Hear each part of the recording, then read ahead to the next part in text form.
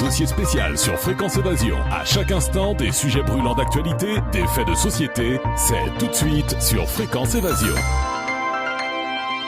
Dans quelques instants, sur Fréquence Évasion, dossier spécial, nous serons en compagnie de Stéphane Lhomme de l'Observatoire du nucléaire et nous allons faire un petit bilan justement sur les énergies renouvelables et sur la situation du parc nucléaire français. À tout de suite. Réactualisez régulièrement toutes vos applications iPhone et Android sur les sites de Fréquence Évasion Radio et Monte Carlo Azur, fréquenceévasion.com, fréquenceévasion2.com et montecarloazur.com. Fréquence Évasion. Fréquence Évasion. Stéphane Lhomme, bonjour et merci d'être avec nous.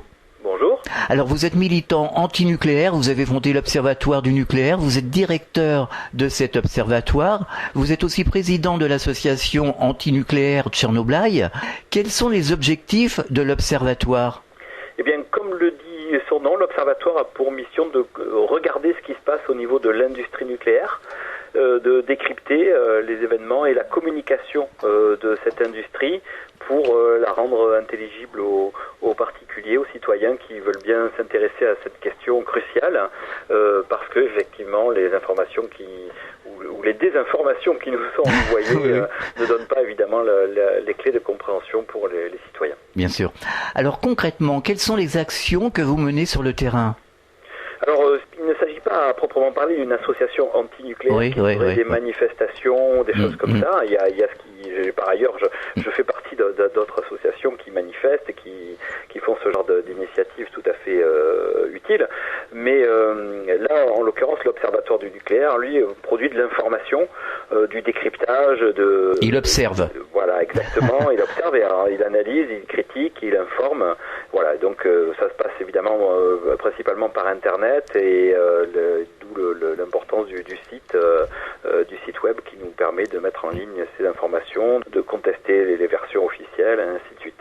Alors Ségolène Royal semblait dire qu'il n'y avait aucun danger, il y a quelques jours sur TF1, concernant les réacteurs limitrophes de la Suisse qui veut porter plainte contre la France et qui demande la fermeture de ces réacteurs jugés dangereux.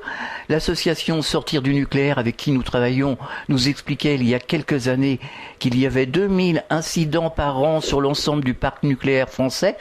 Que faut-il en penser ? D'abord, un réacteur nucléaire est toujours extrêmement dangereux, même tout neuf. Mais bien entendu, ce risque se démultiplie avec le délabrement avancé, on va dire, du parc nucléaire français, puisque la majeure partie des réacteurs maintenant ont plus de 30 ans, beaucoup s'approchent de 40 ans. Et il faut savoir que même s'il n'y avait pas de date officielle fixée au départ, il était à peu près prévu que ça dure 30 ans, pas plus, et donc ça c'est complètement dépassé. Et d'après les témoignages des travailleurs précaires, intérimaires qui travaillent dans les centrales, eh bien eux-mêmes témoignent de l'état de délabrement avancé de ce parc nucléaire. Et comme dans le même temps EDF est dans une situation financière tout à fait catastrophique dans la suite d'Areva qui a déjà fait faillite et du fait de ce parc nucléaire qui est justement devenu un véritable boulet économique pour EDF, eh bien la gestion de ce parc nucléaire extrêmement usagé est extrêmement mauvaise et tout pousse à craindre maintenant un accident grave, voire une catastrophe nucléaire en France, peut-être malheureusement très vite. Alors justement, ces 2000 incidents par an cités justement par Sortir du nucléaire, est-ce que vous aussi vous l'avez constaté ? Alors ces incidents sont répertoriés par l'autorité de sûreté nucléaire, même par EDF. Donc c'est une donnée qui est incontestable. Il y a une aggravation du nombre d'incidents, mais ce qu'on peut redouter maintenant, c'est un événement grave. Et à ce moment-là, il suffit d'un seul pour avoir une situation dramatique. On a vu avec Fukushima les conséquences que ça pouvait avoir, puisque cette catastrophe, plus de 5 ans après, est toujours en cours et va continuer à s'aggraver pendant des décennies, comme c'est le cas de celle de Tchernobyl. Aujourd'hui, des millions de gens, je dis bien des millions de gens en Ukraine et en Biélorussie, vivent dans des régions toujours contaminées et consomment quotidiennement des produits qui contiennent par exemple du césium, ce qui fait que des enfants, des gens nés longtemps après la catastrophe, eh bien, sont aujourd'hui malades des contaminations de cette catastrophe. C'est absolument effroyable. Alors, après Tchernobyl, après Fukushima, les leçons ne sont pas tirées, mais que font nos responsables politiques ? Est-ce qu'ils sont conscients ? Parce que c'est quand même incroyable. Le problème, problème, c'est que rien n'a été prévu en France comme alternative au nucléaire. Ouais. Donc on est dans une situation où on a 58 réacteurs extrêmement vieillissants, une entreprise d'électricité EDF qui est quasiment en faillite, aucune possibilité, alors on allait dire heureusement, de fabriquer de nouveaux réacteurs nucléaires, non seulement parce que ça coûte trop cher et en plus parce que EDF et Areva, comment en ferait-il 15, 20, 30 Donc on arrive au bout d'une impasse. Pendant des décennies, on nous a dit que la construction en quelques années de 58 réacteurs nucléaires par la France était un exploit extraordinaire, ce qui n'est d'ailleurs pas faux du simple point de vue industriel. Le problème, c'était que faire ça, c'était programmé pour 30 à 40 ans plus tard, c'est-à-dire à partir de maintenant, une situation inextricable, c'est-à-dire que tout ce parc nucléaire arrive en fin de vie en même temps, qu'il n'y a aucune alternative qui est prévue, contrairement à d'autres pays qui ont justement engagé depuis très longtemps des transitions énergétiques. Et donc, eh bien, les politiques n'ont aucune solution, et donc la seule chose qu'ils se contentent de répéter bêtement, c'est on va prolonger la durée de vie des réacteurs actuels, on va prolonger la durée de vie des réacteurs actuels, ainsi de suite. C'est la seule chose qu'il leur reste à dire, et probablement jusqu'à ce qu'il y en ait un qui explose. Ah, alors, quels sont, ou est-ce qu'il y a, alors vous me disiez que c'était dangereux, mais est-ce qu'il y a des centrales en France plus dangereuses les unes que les autres? En quelle région, finalement? Alors, on peut estimer que les centrales les plus vieilles sont les plus dangereuses, mais c'est pas forcément vrai. Il y a des situations différentes. Il faut savoir aussi que un certain nombre de réacteurs sont utilisés par EDF pour suivre l'évolution de la consommation, et donc on freine, on ralentit la production de ces réacteurs, ce qui les use de manière extrêmement prématurée. Et ça, on est obligé de faire ça quand on a 80% ou 75% de l'électricité du pays qui sont nucléaires, et donc il y a une usure prématurée, mais effectivement on peut estimer que le pire danger vient des réacteurs les plus anciens, c'est-à-dire Fessenheim en Alsace, qui est le plus connu à cause de la promesse présidentielle qui ne sera pas tenue de le fermer pendant le quinquennat de M. Hollande. Mais il y a aussi la centrale du Bugey dans l'Ain, qui a quasiment le même âge que Fessenheim, alors qu'elle est beaucoup moins sous les feux de l'actualité. Tricastin, derrière, dans la Drôme, et juste derrière. Gravelines, dans le nord de la France, et puis Le Blayais, en Gironde, sont des centrales extrêmement vieilles, dans un état de délabrement avancé, et l'ensemble du parc, finalement, suit. Donc on peut dire que toute la France est menacée, puisque malheureusement, nulle part en France, on est loin d'un réacteur nucléaire. Hélas. Alors on va faire une petite parenthèse. Comment fonctionne l'Institut de radioprotection et de sûreté nucléaire? Alors l'Institut de radioprotection et de sûreté nucléaire est un organisme d'État, un organisme public qui emploie donc de nombreux ingénieurs pour faire des études, des inspections, pour aller voir les centrales nucléaires, les sites atomiques, étudier un peu tout ça et essayer de faire donc de la recherche pour, comme le dit son nom, pour la radioprotection et la sûreté nucléaire. Voilà. Mais en même temps, bon, évidemment, il vaut mieux que cet institut existe plutôt que rien, mais c'est quand même un organisme d'État qui, on l'a vu à plusieurs reprises, dans les moments cruciaux, eh bien, ses dirigeants n'ont pas la capacité ou la volonté de s'opposer à la raison d'État. Est-ce que leurs résultats sont en accord avec EDF? La plupart du temps, bon, s'il s'agit de faire des mesures de radioactivité dans l'environnement ou des choses comme ça, les résultats sont les mêmes. Il y a des divergences importantes après au niveau de l'analyse de ces résultats, de ces données, de l'analyse de certaines situations. On peut parler, par exemple, d'un dossier absolument crucial actuellement, qui est l'état de la cuve du réacteur EPR qui est en construction à Flamanville dans la Manche. Cette cuve a été loupée par Areva. Et donc il y a des études qui sont menées actuellement. Areva et EDF de leur côté font des tests pour essayer de prouver que même si elle n'est pas tout à fait comme il faudrait, cette cuve finalement n'est pas si mal et peut tenir le coup. Probablement que l'Institut de radioprotection de sûreté nucléaire et l'autorité de sûreté nucléaire ont un avis différent, mais nous doutons très fortement que ces organismes, au moment crucial, aient le courage ou la capacité tout simplement de taper du poing sur la table et de dire nous interdisons à EDF d'utiliser cette cuve, ce qui obligerait EDF à détruire une partie du réacteur pour extraire la cuve, fabriquer fabriquer une autre cuve et la mettre en place, ce qui prendrait des années, alors que ce réacteur a déjà plusieurs années de retard et des sommes astronomiques de milliards de surcoûts, et donc ça serait, on va dire, le point final du désastre de l'aventure du réacteur EPR. Donc nous doutons très fortement que l'autorité de sûreté nucléaire ait le courage et la possibilité de faire véritablement son travail. Alors en France, est-ce qu'il y a des zones sensibles sismiques? Je veux dire, est-ce que on risque d'avoir des tremblements de terre et puis avoir des dommages justement sur les centrales nucléaires, sur certaines centrales? Alors effectivement, souvent les promoteurs ou les défenseurs du nucléaire nous disent faut pas plaisanter quand même avec cette histoire de risque sismique, on n'est pas comme au Japon ou ailleurs, le risque est beaucoup moins important en France. C'est vrai, mais du coup, ce qu'il faut savoir, c'est que les centrales sont beaucoup moins résistantes au risque sismique. Ouais. C'est-à-dire qu'au moment de la construction, on tient compte du risque sismique théorique et on fait une centrale en France qui est beaucoup moins résistante au séisme qu'une centrale japonaise. Alors quand on voit que, malgré tous leurs calculs, les Japonais, qui étaient censés être les scientifiques les plus au point du monde sur le risque sismique et la sûreté nucléaire, quand on voit qu'ils ont été complètement pris en défaut à 2 reprises d'ailleurs, en 2007 avec un séisme terrible qui avait mis à mal la plus grande centrale nucléaire du monde, celle de Kashiwazaki, qui était un avertissement avant Fukushima et qui n'a pas été pris en compte puisque Fukushima a eu lieu. On peut évidemment comprendre que les centrales françaises sont menacées par le risque sismique, entre autres.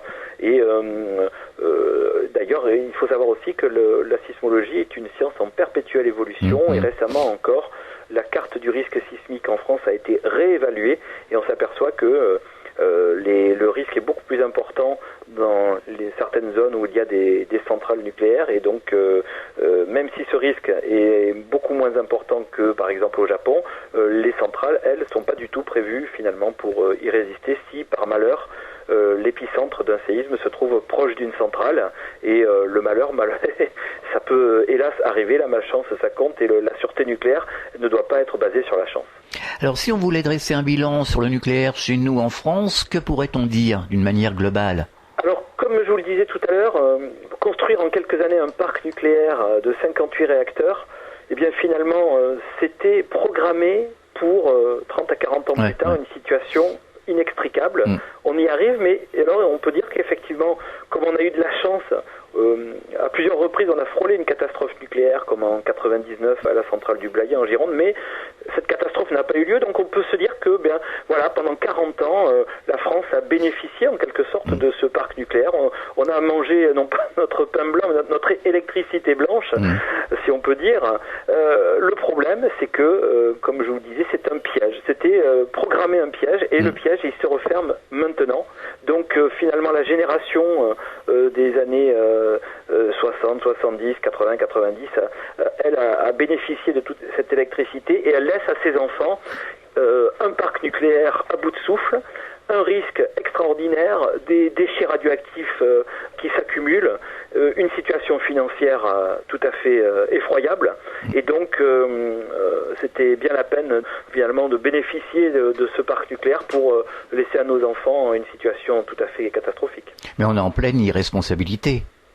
Effectivement, l'industrie nucléaire, pour dire les mots, moi je considère que c'est une industrie de lâches, parce que finalement ça consiste à prendre tous les bénéfices et avantages tout de suite et reporter dans le temps, et longtemps dans le temps, pour 20, 30, 40 ans, 50 ans plus tard, sans parler de la durée des déchets radioactifs, alors là c'est pour des millénaires, des millions d'années plus tard, reporter les difficultés à plus tard sur d'autres gens qui ne sont pas là pour se défendre, puisque à l'époque où on lance un parc nucléaire, les gens qui vont avoir à l'assumer sont même pas nés, et donc maintenant les enfants qui sont nés dans les années 70, 80, 90, 2000, ils se retrouvent avec sur les bras notre parc nucléaire, et donc c'est effectivement une industrie de totale irresponsabilité. Mais je le dis à chaque fois, mais que font les politiques? Ils ont des enfants, ils ont une famille, ce sont des gens comme nous, conscients, on se le demande. Et comment on peut l'expliquer? Lorsqu'on a lancé ce parc nucléaire, tout le monde, du moins au niveau des autorités, considérait que ça serait merveilleux, qu'on allait avoir une électricité abondante et pas chère, que la question des déchets radioactifs, Elle était un petit peu problématique, mais les scientifiques allaient vite trouver une solution et ça serait réglé. Et finalement, tout le monde avait envie de croire que ça se passerait merveilleusement bien, qu'il fallait croire au progrès et qu'on réglerait tous les problèmes et que finalement on serait extrêmement bénéficiaire de cette aventure. Or, maintenant qu'on est en plein dedans et dans la difficulté jusqu'au cou, eh bien, le personnel politique, qui est d'ailleurs en partie toujours en place, même si certains commencent à être très vieux, comme Monsieur Giscard d'Estaing, mais il y a beaucoup de gens qui sont députés, sénateurs, qui sont là depuis 20, 30, 40 ans, et qui ont soutenu le parc nucléaire, eh bien, ils n'ont pas le courage d'arriver devant l'opinion et de dire, eh bien, nous sommes complètement trompés, nous avions programmé pour aujourd'hui une situation dramatique. Et donc maintenant, finalement, c'est la mise en avant de boucs émissaires qui laissent à la France des factures absolument astronomiques à la suite de la faillite d'Areva. Et de notre côté, on peut voir aussi les gens de l'industrie nucléaire ou des médias, les médias officiels, les gens qui font ces éditoriaux, qui sont là en disant l'État est irresponsable, c'est la faute de l'État, alors que ces gens, en particulier les éditorialistes, depuis 15-20 ans, ont soutenu à fond le réacteur EPR, la fuite en avant de l'industrie nucléaire française, en disant que c'était merveilleux. Et maintenant, ils retournent tout de suite leur veste. Ils oublient complètement que eux-mêmes sont totalement co-responsables de ce désastre et ils tirent à boulet rouge sur des boucs émissaires en oubliant, bien entendu, leur propre responsabilité. Donc, à nouveau, c'est la démonstration que le nucléaire, qu'on soit éditorialiste, homme politique, femme politique, industriel, eh bien, c'est une industrie d'irresponsabilité et soutenue et menée par des lâches qui laissent leurs graves problèmes à la génération suivante. Alors finalement, on ne peut compter sur personne. Effectivement, on peut dire que la France est dans une situation inextricable aujourd'hui. Maintenant, alors en termes d'énergie, ça ne se joue pas en quelques jours. C'est dans les 10-15 ans qui viennent maintenant, on va avoir des situations absolument improbables puisque, comme je le disais, aucune alternative n'est prévue. Les réacteurs sont terriblement délabrés. EDF n'a plus l'argent pour les entretenir. Donc on va avoir de toute façon, si on a la chance d'éviter la catastrophe nucléaire, on va de toute façon, EDF va être obligé de fermer des dizaines de réacteurs nucléaires par manque de moyens pour les faire fonctionner. Et donc on va se retrouver avec des situations de pénurie. Il faudra probablement importer de l'électricité de chez nos voisins massivement s'ils en ont à nous vendre au moment cruciaux, parce que c'est toujours pareil, c'est au moment où, par exemple en France, on a des millions de chauffages électriques, c'est quand il fera froid qu'on aura besoin d'électricité, et c'est à ce moment-là que les autres pays aussi en auront besoin. Et donc le piège nucléaire est en train de se refermer sur la France. On marque une pause, on revient dans quelques instants. Chaque jour, sur Fréquence Évasion Radio, recherche, ovni, paranormal, faits de société, protection de l'environnement et les rendez-vous avec vos stars préférées dans Paroles de Stars. Fréquence Évasion, c'est également la voix des sudistes en Principauté de Monaco et dans le Grand Sud. Fréquence Évasion Radio, dites-nous tout. Dites-nous tout. Dites-nous tout.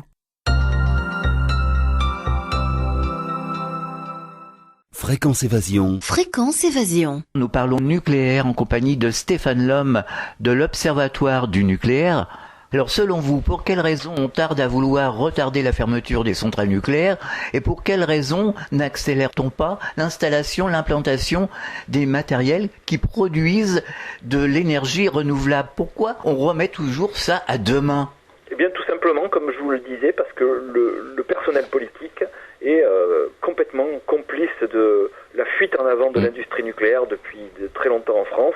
C'est un personnel politique qui lui-même est ancien, de manière générale, et d'ailleurs même les plus jeunes d'entre eux se sont mis bien dans le moule, et celui qui, dans un des partis susceptibles d'accéder au pouvoir, qui se prononcerait contre l'industrie nucléaire, eh bien serait immédiatement écarté, n'aurait aucun avenir politicien. Or, ces gens-là tiennent beaucoup à avoir des postes de maires de grandes villes, de sénateurs, de députés, voire de ministres, des postes qui permettent d'être dans l'actualité, mais aussi d'avoir des salaires confortables. Et donc, finalement, tout ce monde est prisonnier de l'industrie nucléaire qu'ils ont eux-mêmes soutenue ou mise en place. Et bien, ils continuent comme ça, parce que sur l'instant, ça leur permet de sauver leur carrière, et puis ils verront bien au fur et à mesure. C'est l'irresponsabilité, la fuite en avant. Alors qu'est-ce qu'ils en feront de leur situation confortable, de leur pouvoir, le jour où ils seront irradiés et empoisonnés? Oh, bien écoutez, je pense que ces gens, quand ils se regardent dans la glace, se disent bien ça va aller, on va avoir un peu de chance, ça va passer, on n'aura pas de catastrophe. Ça passe ou ça casse. Les scientifiques vont bien trouver des solutions pour nous sortir de là. Donc, et puis si ça se passe très mal, c'est pas dur, il n'y aura aucun coupable. Les politiciens diront nous on a fait confiance aux électriciens, à EDF, aux scientifiques qui nous disaient que ça allait marcher merveilleusement bien. Eux vont dire écoutez, nous on a présenté la situation aux politiciens, ils nous ont dit il n'y a pas de problème, on fonce sur le nucléaire, donc on a obéi, c'était pas nous qui prenions les décisions. Donc finalement tout le monde va se défiler, il n'y aura pas de coupable, pas de responsable, et il y aura par contre des victimes, que ce soit sur le plan économique ou de la santé publique, ce sera évidemment la population. Alors aujourd'hui, qu'est-ce qu'on peut faire? Est-ce qu'il y a une solution, peut-être au niveau des citoyens, je ne sais pas, est-ce qu'il y a une solution pour se sortir de ce problème? Le problème, c'est que la population, d'abord, elle est confrontée à beaucoup d'autres problèmes, comme le chômage. Ce personnel politique qui a perdu complètement la main, le pouvoir est dans les mains des industriels, des financiers, eh bien, finalement, il n'est pas forcément inconsciemment ou pas, mais forcément mécontent d'avoir des événements dramatiques comme des attentats qui leur permet de brandir la police, l'armée, de dire on va faire quelque chose. Enfin, ils ont la prise sur quelque chose. Donc voilà les choses qui occupent tout le monde. Et pendant ce temps, on ne s'occupe pas des problèmes réels, d'autant qu'ils ne sont pas là immédiatement, puisque actuellement les réacteurs continuent à fonctionner tant bien que mal. L'électricité arrive. Donc, c'est au moment où la pénurie ou la catastrophe peut-être arrivera qu'à ce moment-là, on dira on est dans une situation dramatique. Et l'être humain est fait de telle manière que finalement il ne prend ses responsabilités que quand c'est trop tard ou en situation dramatique, et n'a pas la capacité, même collectivement, d'être raisonnable.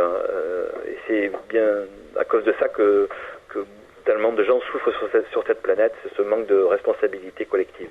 Alors quelque part, j'ai l'impression, alors pour être positif quand même un peu dans cette émission, j'ai l'impression que certains citoyens ont compris qu'il fallait se mettre en autonome. Et on voit fleurir un peu partout des panneaux solaires, des éoliennes, mais ça je l'ai remarqué il y a quelques mois, ça se multiplie un peu partout. Est-ce que vous l'avez constaté ? Oui, effectivement, on peut aussi étendre à l'alimentation. Oui. On voit fleurir les jardins participatifs, les jardins familiaux. Et effectivement, on est face à des difficultés et des dangers de plus en plus importants qui s'accumulent, des risques évidemment politiques, des risques de guerre, on est en situation de guerre déjà, même si elle passe dans d'autres régions du globe, mais elle peut malheureusement se rapprocher. On est en situation de terrorisme, on est en situation de pollution, de risques climatiques qui peuvent mettre à bas les grands réseaux d'alimentation, par exemple d'électricité ou autre.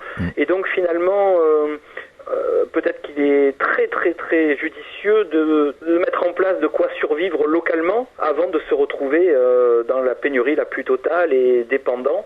Et donc on voit effectivement de plus en plus de gens, de coopératives, et on peut prendre exemple aussi sur ce qui se passe dans d'autres pays. Par exemple, le développement des énergies renouvelables en Allemagne, ce sont souvent des communautés, des villages, des districts qui sont propriétaires des parcs éoliens et non pas des multinationales comme chez nous qui viennent s'accaparer le territoire, les paysages et nos vies finalement juste pour leur business, alors que lorsque il s'agit de projets collectifs menés par une population pour elle-même, évidemment, ça se passe beaucoup mieux. Et ça fonctionne bien en Allemagne ? Effectivement, alors il faut pas non plus croire que l'Allemagne, parce qu'elle a décidé de sortir du nucléaire et parce qu'on y développe les énergies renouvelables, est subitement devenu un pays extraordinaire. C'est aussi un pays où règne l'ultralibéralisme, où le business est présent. On l'a vu récemment avec l'affaire des véhicules truqués pour leurs émissions de pollution, etc. Mais effectivement, on a quand même des bons exemples à voir sur la façon dont localement, régionalement, on peut s'organiser pour construire des alternatives, des façons de vivre, de façon d'avoir de l'énergie, de l'alimentation qui soit beaucoup plus saine, beaucoup plus proche de la population, beaucoup moins fragile par rapport à tous ces risques dont on peut parler, risques climatiques, risques terroristes, risques etc. Et l'avenir est très certainement vers là et non pas vers ces immenses réseaux gigantesques, fragiles qu'on veut nous imposer, comme ceux évidemment de l'électricité avec des centrales nucléaires et des grandes lignes très haute tension qui sont fragiles et qui menacent de s'effondrer pour des questions climatiques ou autres. Alors on en parlait tout à l'heure des EPR, ils vont aller jusqu'au bout avec ces EPR ou ça va s'arrêter, la construction des EPR? Il faut savoir que le réacteur EPR que la France a vendu à la Finlande en 2003 devait entrer en service en 2009. Et il n'est pas fini. Et il se trouve que les Finlandais sont beaucoup moins pressés aujourd'hui de voir le chantier arriver à sa fin, tout simplement parce que les papetiers, qui étaient les principaux commanditaires, parce que leur industrie est très énergivore, ont une baisse d'activité. Il y a de manière générale dans les pays industriels, depuis la fameuse crise de 2008, une baisse de la consommation d'énergie. Et donc finalement les Finlandais ne verraient pas d'un mauvais œil l'abandon de ce réacteur avant même sa mise en service. Il y a une procédure en justice internationale, procédure lancée par les Finlandais contre les Français, à juste titre on peut dire, puisqu'on leur a vendu un réacteur catastrophe. Et finalement ils seraient assez contents de se voir remboursés par la France, par nous, par les contribuables, et ne pas avoir besoin de ce réacteur. Donc voilà pour ce qui est du finlandais. Il y a celui qui est en construction en France à Flamanville dans la Manche, qui suit à peu près le même chemin. Au début, EDF riait beaucoup des déboires d'Areva en disant eux ils savent fabriquer des éléments de réacteurs, ils savent s'occuper des mines d'uranium, mais construire un réacteur, être ce qu'on appelle un architecte ensemblier, ils ne savent pas. Nous, EDF, nous allons leur montrer comment on fait un réacteur vite fait, bien fait. Et finalement, lui devait rentrer en service en 2012. Il est question maintenant de 2018 jusqu'au prochain événement, et de toute façon, il y a toujours cette question de la cuve qui a été loupée par Areva et dont on ne sait pas si elle pourra être utilisée, même si l'autorité de sûreté est probablement disposée à l'autoriser, mais en même temps, on est quand même en situation j'allais dire post-Fukushima ou pendant Fukushima.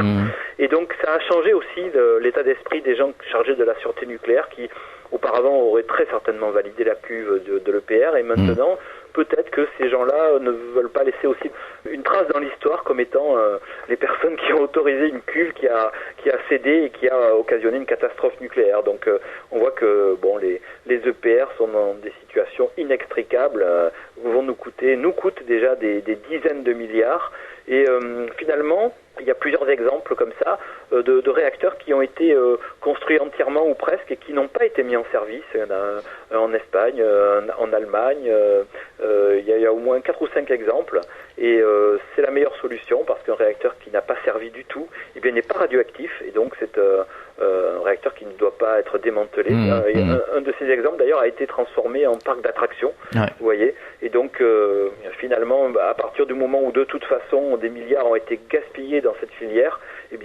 finalement autant ne pas mettre le réacteur en service et rajouter des problèmes. Oui, c'est vrai, parce que le démantèlement, l'enfouissement des déchets nucléaires, ça c'est un gros problème. Effectivement, enfouir les déchets nucléaires sous terre, reboucher en disant que tout va bien, c'est réglé, c'est absurde et irresponsable.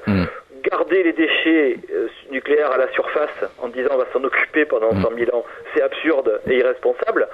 Ce qu'il faut bien comprendre, c'est qu'il n'y a pas de solution pour cette affaire. Il y a peut-être des options.